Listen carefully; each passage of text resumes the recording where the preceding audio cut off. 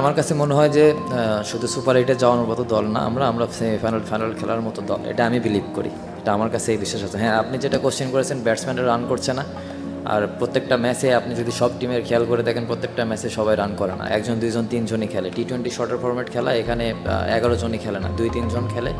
তো আমার কাছে যেটা মনে হয় যে 2-3 জন খেলবে যেদিন, সেই দিন যেন তারা খেলাটা একদম শেষ করে, এটা হচ্ছে আমার মানে পার্সোনাল ওপিনিয়ন।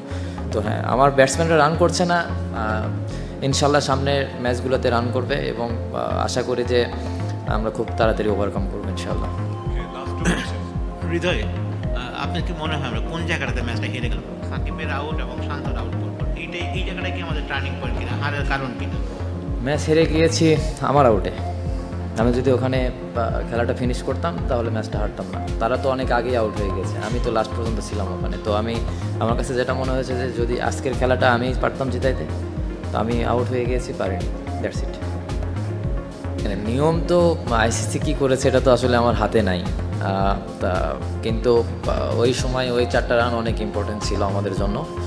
এবং আমি মনে করি যে আম্পায়ার কল দিয়েছে, আম্পায়ার কল দিতেই পারে, ওরাও মানুষ, ভুল হতেই পারে, কিন্তু আমাদের আরও 2-1টা ওয়াইড ছিল যেগুলো ওয়াইড দেয়নি। তো এরকম ভেন্যুতে খেলা যেখানে রান হচ্ছে, লো স্কোরিং ম্যাচ, সেই জায়গায় 1-2টা রান অনেক বড় ফ্যাক্ট। তো আমার কাছে মনে হয় যে ওই 4টা রান বা 2টা ওয়াইড খুব ক্লোজ কল ছিল, ইভেন আমার আউটটা আম্পায়ার্স কল ছিল। তো আমার কাছে মনে হয়েছে যে এই জায়গাগুলা মানে ইমপ্রুভ করার জায়গা আছে অনেক, এবং আইসিসি যেটা নিয়ম করেছে এটা তো আমাদের হাত নাই। তো আমার কাছে মনে হয় যেটা হয়েছে। আচ্ছা, আপনি ব্যাটিং আসার আগে শান্ত এবং সাকিব দুটো পুল করতে গিয়ে আউট হয়েছে নরকিয়া। ব্যাপারটা এরকম হওয়া উচিত যে দক্ষিণ আফ্রিকার একজন বোলারকেও যদি আপনারা একটু কেয়ারফুলি খেলতে চান তাহলে সেটা হওয়া উচিত নরকিয়া, মানে যেভাবে তিনি বল করেন, যে ফর্মে আছেন, তার যে পেস।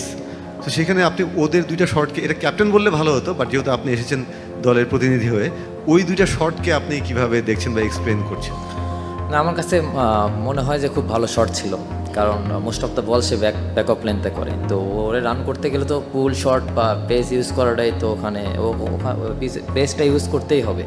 তো এক্সিকিউশনটা আজকে ঠিক হয়নি, ভালো হয়নি। তো আমার মনে হয় নেক্সট টাইম যখন ফেস করবে তখন ওইটাই, আজকে আউট হয়েছে ওটা 6 বা 4 হবে, ইনশাল্লাহ ম্যাচটা হারতে পারি। যেটা বললাম যে আমি যদি খেলাটা ফিনিশ করতাম তাহলে খেলার সিনারিওটা ডিফারেন্ট হতো, কিন্তু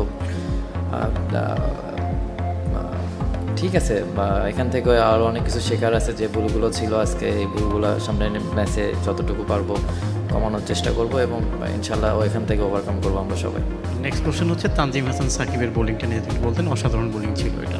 আমরা তো সবাই জানি অনেক ভালো বল করেছে, খুব ভালো একটা শুরুতে খুব ভালো একটা স্টার্ট করেছে আমাদের টিমের জন্য। আমরা অনেক সামনের দিকে ছিলাম। আমাদের মনে হয় যে প্রত্যেকটা টিম এখানে বলাররা খুব ডমিনেট করছে, এবং আমাদের টিমে প্রত্যেকটা বলার লাস্ট ম্যাচেও ভালো বল করেছে, আজকেও অনেক ভালো বল করেছে।